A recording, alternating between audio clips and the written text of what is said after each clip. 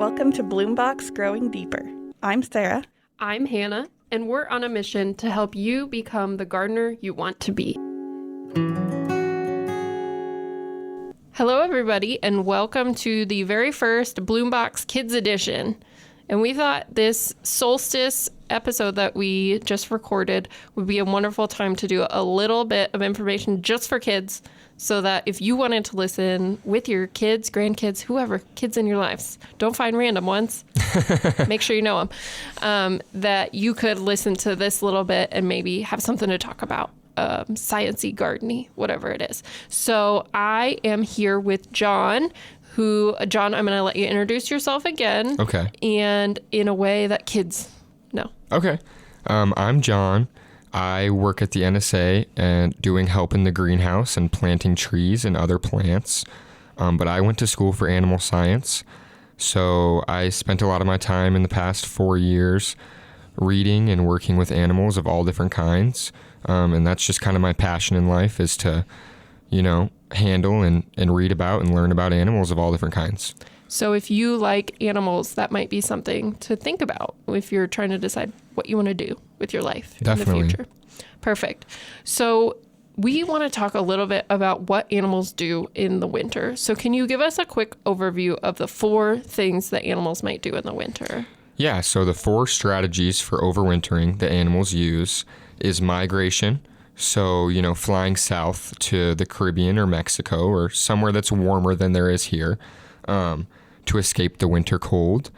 There's hibernation, which is, going through an extended period of slowed growth and slowed body rates. And then there's toughing it out or just staying active during the winter. And we see that a lot with coyotes. And that's why you can see coyote tracks in the snow. Or foxes. And that's what humans do. Right. That's what we do. Some of us. And then there's torpor, which is basically only staying inside when it's really, really cold out, or staying in their dens. I don't want to say inside, but underground, in between rocks, right, in between the bark of a tree. All of those are hollowed out trees. Yeah, all of that. Log piles, leaf piles, all of those things. And that's to only stay inside during when it's really, really bad out, but to go outside when it's less harsh. Okay, so what are some examples of animals that do each? Like with migration, we know of quite a few birds, right? So the sandhill crane, the goose, many songbirds will do that, as well as the monarch butterfly, right, are all things. So what's an example of something that hibernates? I think that the best example would be a bear, even though we don't have those in Nebraska. They go through true hibernation. So they, sleep for 3 or 4 months and come out when it's spring and sunny. But a Nebraska native animal that goes through true hibernation would be like a ground squirrel or a chipmunk. And both of those things, hoard food for the winter and actually go through hibernation. Yeah. Okay, and so then we've already talked about examples of things that just tough it out, right? The fox, the coyote. Right. Usually bigger predators, owls, hawks will do that as well. So what's an example of something that goes into that torpor? So that would be like skunks, raccoons, and badgers.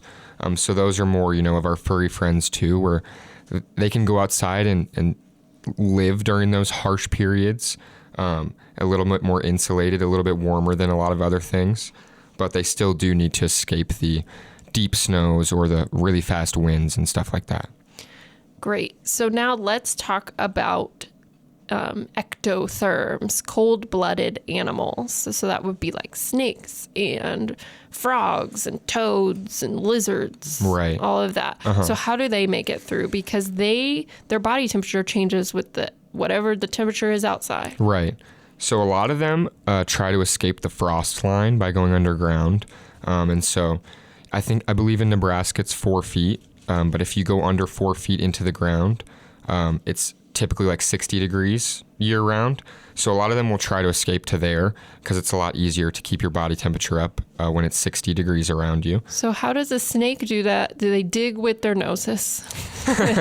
So yeah, they actually would use tunnels that other animals have dug, like a badger or a prairie dog, something like along those lines. Because they don't dig. Right. Most of them. There are some instances where they can, but the ones in Nebraska, you're not going to see that a lot.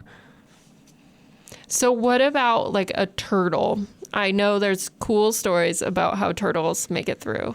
Definitely. Yeah. So for a lot of turtles in Nebraska, we see them hibernating in the ponds that they frequent. So they will actually stay underwater in deep ponds because you don't want to be in a pond that's frozen solid. So ones that don't completely freeze, they'll go under and bury themselves in the sedimentation or the soil at the very bottom. The mud, yeah. Bury themselves in mud. And so you might be thinking, how do they breathe during this time? Because turtles need to breathe. Right. They can't just hold their breath forever. No, especially not for 3 months, right? No. So they actually breathe through their butt or their throat, but most of them breathe through their butt. Mostly through their buttholes. Through their buttholes, yeah.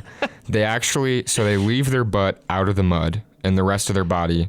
So they're like just stuck in the mud, head in, butt out. Pretty much, yeah. Head in, great. butt out of the mud, breathing through it, taking in oxygen through the water and releasing carbon dioxide.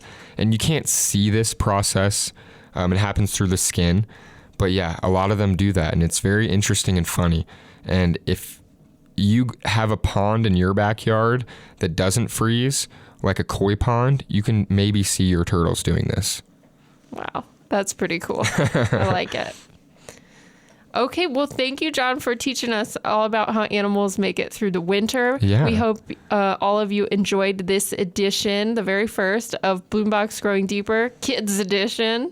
We'll try to do a few more. If you like it, definitely let us know. Leave the reviews so that we know, or you can email us, of course, and tell us, or just, send it into the universe. I don't know. We'll find out.